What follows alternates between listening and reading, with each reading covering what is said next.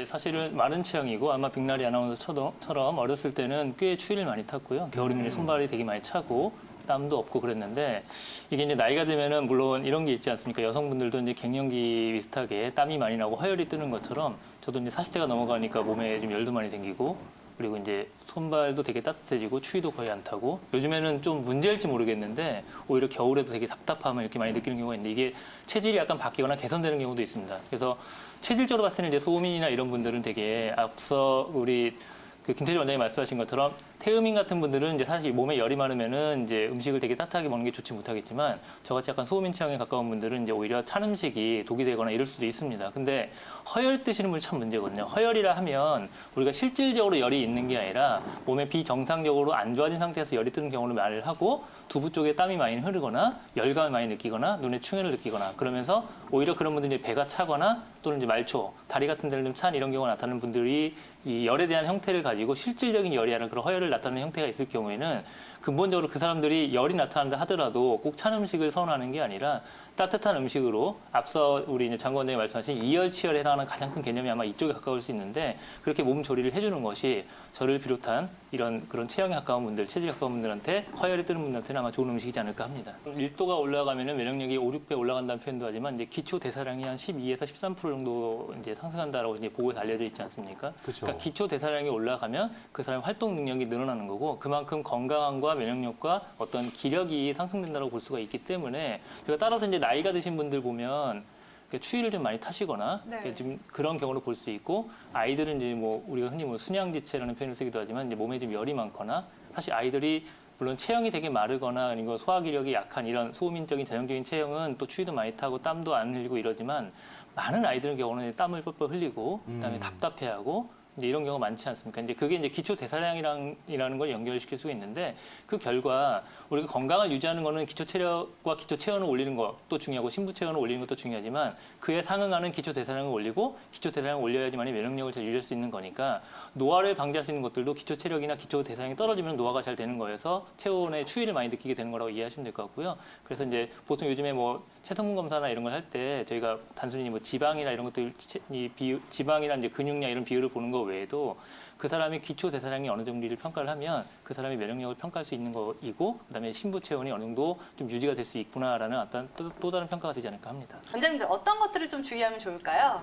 네, 그 부분은 제가 조금 말씀을 드리면요. 앞서 이제 장관 원장님께서 이런 말씀을 하셨습니다. 일반적으로 저희가 오늘 주제를 다루고 있는 내용 중에서도 신부 체온이나 신부 온도를 올리는 게 되게 좋고 암이나 기타 면역계에 관련된 질환에는 신부 체온이 떨어지는 경우가 많기 때문에 그걸 극복하고 올리는 쪽으로 우리가 고민을 해야 되겠지만 아마 왕성호 아나운서나 우리 장관 원장님 같이 이제 좀 몸에 열이 많고 체형이 좀 나가시는 분들한테는 인체에서 또 하나 꼭 필요한 이제 요소 중에 하나가 이제 진액이라고 아까 우리 그 장관 원장님 말씀하셨는데 열이 많은 사람한테 열을 쐬어주면 이 진액이 고갈되는 형태가 될 수 있거든요. 그리고 그 결과 여러 가지 그 혈압 상승이나 혈액 상승, 혈액 순환이 잘 되는 건 좋지만 그게 너무 과도하면 흔히 이제 성인 질환이라고 할 수 있는 뭐 동맥경화증부터 시작해서 여러 가지 그 열성 질환, 또 혈압 관련된 질환 이런 것들이 이제 흔 성인병이 생길 수 있기 때문에 저희가 이제 통계를 보면은 많은 경우에 그 동맥경화 질환 같은 성인병들은 약간 태음인 성향이 있는 분들의 열성인 성향이 많이 나타나기 때문에 오히려 그런 분들은 이제 신부 체온을 올리는 거에 대해서 상당히 좀 신중해야 되고요. 네. 사실 우리가 스트레스를 받으면 열이 확 나지 않습니까? 그렇죠. 그게 이제 마찬가지로서 스트레스를 받으면 혈관도 수축하면서 열이 올라가면 혈관 질환에 문제가 생길 수 있으니까 그런 분들은 열을 너무 올리는 것에 대해서 좀 신중하게 구분을 하셔야 될 것 같고요. 아마 우리 빙 아나운서처럼 이제 몸이 추위를 많이 타고 이런 분들은 사실 그로 인해 가지고 위장계 관련된 질환이라든지 우리가 복부가 되게 차면 손발도 되게 차고 그다음에 전체적으로 추위를 많이 타고 이렇게 나타나기 때문에 한의사들이 가장 많이 하는 시술 중에 하나가 이제 왕뜸을 비롯한 이제 복부 뜸 치료를 많이 하게 되는데 네. 그런 이유는 이제 중앙에서 우리가 뭐 전중이나 아니면은 그러니까 단전이라고 하는 혈자리에서 이제 뿜어지는 에너지나 뭐 기초 대사량 아까 말씀드렸지만 그런 에너지가 부족해서 생길 수 있는 말초 혈액 순환의 문제 같은 질환이 많이 생길 수 있으니까 그런 분들은 이제 신부 체온을 올리거나 복부를 따뜻하게 해서 그로 인해 생길 수 있는 질환을 좀 예방하거나 치료하는 데 도움을 받는 게 필요하겠죠. 그러니까 우리가 이제 그 한의계와 그다음에 뭐 식약동원 때문에 사실은 이제 일반 식품을 같이 쓰는 것들 중에 여러 가지 이제 성질이라는 표현을 많이 하는데 뭐 아까 이제 게지나 육개 같은 시나몬이라고 알려져 있는 그런 성질의 약재와 어떤 음식은 성질이 따뜻하기 때문에 속이 차거나 내부에 열이 없는 분들한테 복용하는 게 좋은데 그 비슷한 예로 뭐 예를 들어서 뭐 생강도 있을 거고요. 건강이라고 해서 생강을 말린 그래서 우리 생강차 같은 것들도 복부를 따뜻하게 해주거나 이런 도움이 되는 거고 그다음에 이제 우리 뭐 대추 같은 것도 되게 보양식이기 때문에 몸이 되게 차거나 어떤 심부 온도가 떨어지는 분들한테는 이런 것들을 장복하는 것 자체가 물론 독성이나 이런 것들이 생길 수 있기 때문에 그걸 고심을 해보아야겠지만 도움이 될 수 있는 거고요. 앞서 이제 우리 김태리 원장이 말씀하신 것처럼 삼계탕에 이제 녹두를 넣어 먹는다고 했는데 녹두 같은 것들은 성질이 되게 좀 시원하거나 차죠. 그러니까 이제 그런 것들은 그 몸에 좀 열이 많은 우리 왕 아나운서나 장관 원장님 같은 분들한테 좀 적절할 수 있는 거고 그다음에 저희가 이제 둥글레차라고 알려진 황정이라고 하는 한약재도 성질이 되게 서늘합니다. 그래서 녹용을 저희가 이제 보통 환자들이 녹용을 먹어야 되겠는데 나는 몸에 되게 열이 많다. 이럴 경우에는 사실 이제 녹용에 황정이라고 하는 둥글레를 같이 믹스를 해서 잘 처방을 할 경우에는 녹용이 어떤 열이 너무 열이 넘으니까 성한 것들을 좀 깎아내면서 녹용 자체 가지고 있는 어떤 그 되게 몸을 보양하는 그런 성질을 이렇게 해줄 수 있기 때문에 아마 이런 측면을 좀 생각해 볼 수 있지 않을까 합니다. 어머니 안녕하세요. 예, 안녕하세요. 네, 따님이 지금 정신과 약을 드시고 이제 그런 유사 증상을 나타내고 있기 때문에 걱정이 많으시죠. 네네. 그 아까 말씀하신 게 이제 처음에 어떤 증상이 있어서 약을 드신 다음에 한 2개월에서 3개월 정도 복용을 하니까 그 딸이 그 증상이 없어졌는데 네. 나타난 증상이 어떤 거였습니까? 처음에 그냥 그 한청이 들린다 그럴까요? 예? 한청.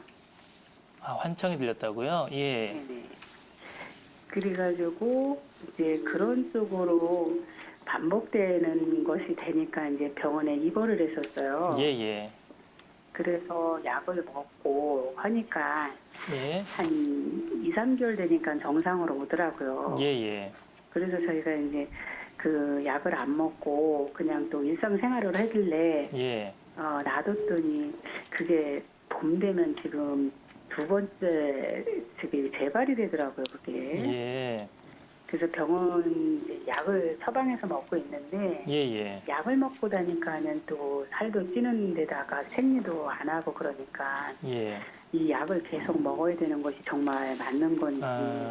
아마 이제 환청이라고 하는 거는 사실 어찌 보면 되게 좀 심각한 증상일 수도 있고 양방 정신과에서 이제 그렇게 받아들였기 때문에 그에 해당하는 이제 아마 그 약을 투여를 했던 것 같은데요. 네. 문제는 말씀하신 것처럼 이런 약들을 복용했을 때 단점이 뭐냐면 이제 몸이 전체적으로 좀 푹 가라앉기 때문에 의욕이 많이 꺾이기 때문에 네. 그리고 이제 대사량이 떨어지기 때문에 그 결과 체중도 좀 늘어나고 그다음에 여성이 여러 가지 이제 호르몬적인 변화가 있으니까 뭐 생리도 불규칙이고 이런 나타난 변화가 있으신 것 같거든요. 네네. 근데 혹시 그 따님께서 결혼을 하셨습니까? 아니에요, 미혼이에요. 아니 미혼이시고요. 네. 저희가 이제 아주 많은 케이스는 아니지만 이렇게 이런 그 환청 같은 것들로 호소하시는 이제 요즘에 좀 병명으로 이제 조현병이라고 이제 이름 불려질 수 있는 정확한 확진은 아닐 수도 있거든요. 이게 되게 좀 더 긴 경과를 보고 치료 효과에 대한 것도 여러 가지 봐야 되기 때문에 확진은 아닐 수가 있는데 네. 이런 분들이 이제 약을 어떻게 하면 좋을지에 대한 걱정과 상담은 꽤 많이 듣게 됩니다. 근데 이제 어머님도 이제 문제는 뭐냐면 잘 끊고 일상생활 잘하면 상관이 없는데 이제 그게 한두 번 정도 나타나면은 보통 이제 양방 정신과에서는 언제 이것도 재발되고 심각한 상황이 될지 모르니까 꾸준히 아니면 계속 복용을 해라라고 이제 권유를 받는 거고 이 약을 먹다 보니까 이제 다른 불편감이 많이 있고 더 의욕도 꺾이고 사실 약에 대한 굴레에서 벗어날 수 없게 될 거라는 이제 걱정과 두려움이 있어서 지금 아마 큰 문제이신 것 같거든요. 네네. 이런 환자들을 사실은 약을 끊는 거는 상당히 조심스럽습니다. 왜냐하면 쉽지 않고 그러니까 아무리 멀쩡하게 일상생활을 하신다 하더라도 한두 번의 심각한 문제 때문에 그 본인의 일상이 참 망가지는 경우를 이제 아주 높은 퍼센테이지는 아니지만 볼 수 있기 때문에요. 그리고 문제는 이제 약으로서 컨트롤이 잘 되고 부작용이 적으면 사실 약을 먹는다는 게 좋은 패턴은 아니지만 일상생활에 지장 없이 살아가는 것도 상당히 중요하기 때문에 그 의미가 있을 수는 있는데요. 네. 아마 그 정도를 봐야 될 것 같아요. 무슨 말씀이냐면은 본인이 만약에 한 2개월, 3개월 정도 아마 올해 봄에 재발을 하셨다면 작년에도 아마 그 시기에 나타나서 한 3개월 정도 이제 물론 입원 치료와 외래 치료를 같이 병행을 하셨겠지만 그 이후에 이제 좀 몸이 안정이 됐었을 거잖아요. 네네. 그래서 이제 그러니까 당연히 약을 끊고 일상생활을 하려고 했었을 텐데 이게 사람이 이제 재발이라고 하는 것이 아무 이유 없이 나타나지는 않거든요. 근데 그 계기를 찾는 거가 상당히 어렵습니다. 그러니까 예를 들어서 뭐 감기라면 날씨가 추웠으니까 내가 감기 걸렸다 이건 이해할 수 있는데 이런 경우는 뭐 특별한 스트레스나 아니면 몸의 자극 같은 것들이 내가 예측하지 못한 상태에서 나타나기 때문에 이게 재발이 된 것 같고 그래서 그거를 예측할 수 있다면 그 전부터 먹었으면 상관이 없는데 이런 상황이 되는 거거든요. 제가 권유하고 싶은 큰 축은 뭐냐면 네. 첫 번째로 심리적으로 만약에 컨디션이 좋았을 때는 좀 안정이 됐다 하더라도 그 심리적으로 좋아진 안정의 기대치가 훨씬 높아져야 됩니다.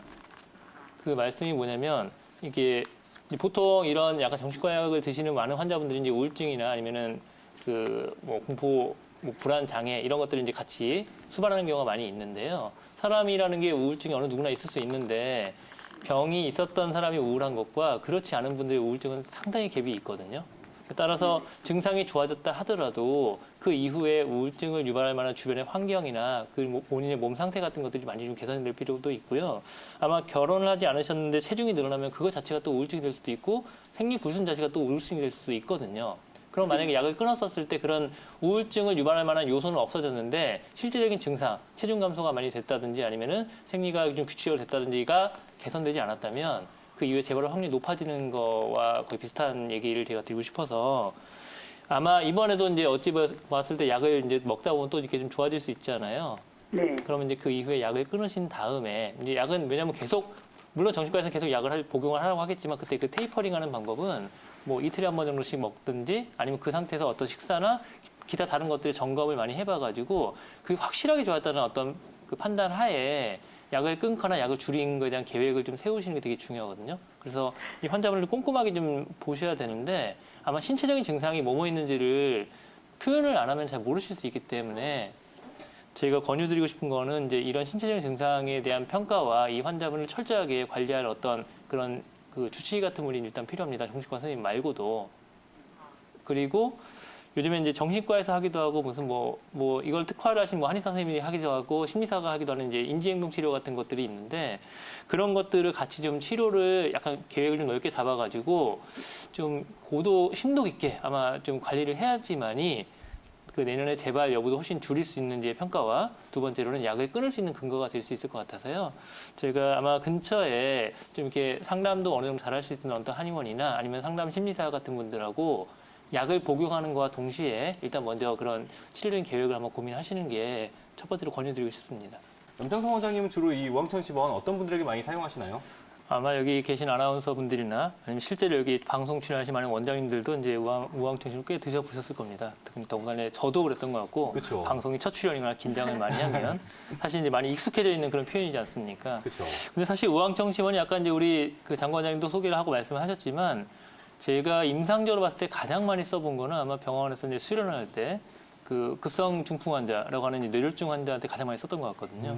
저희가 이제 벌써 한 20년이 넘어가는 것 같은데 그 실제 병원에 오는 응급 환자들 같은 경우에 뇌 출혈이든 아니면 뇌졸중으로 인한 그 뇌경색이든 이런 분들이 이제 위로 허혈성 질환과 더불어서 상열감이 꽤 많이 치우치게 되고요. 그리고 이제 우황청심원이 꽤 오래 많은 29가지 정도에 해당하는 약제로 구성이 되어 있는데 그 중에서 뭐 사양을 비롯한 그런 약제들이 개규라는 역할을 하기 때문에 막힌 것을 좀 뚫어주는 역할을 많이 하게 되거든요.